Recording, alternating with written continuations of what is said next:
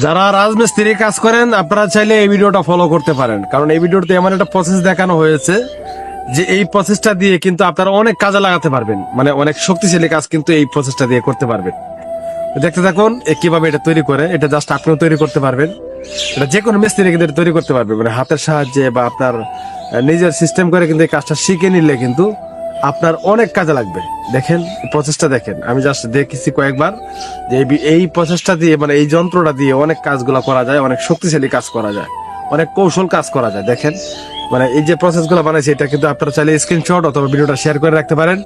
Next time যখন বানাবেন ঠিক তখন আপনারা এই কাজটা করতে পারবেন। ঠিক আছে, দেখেন হয়ে গেছে যন্ত্র। এখন দেখেন কি কি কাজ করা যায়। দেখেন আপনি কিন্তু এটা দেখেন ইজি, মানে অসাধারণ কিছু কিছু কাজ আপনি এখানে করতে পারবেন। মানে আপনার প্রত্যেকটা সিস্টেম, মানে রাজমিস্ত্রি যত সিস্টেমে রয়েছে, বিল্ডিং বাড়িতে যত সিস্টেমে রয়েছে, সব সিস্টেমের কাজ কিন্তু এটা দিয়ে করতে পারবেন।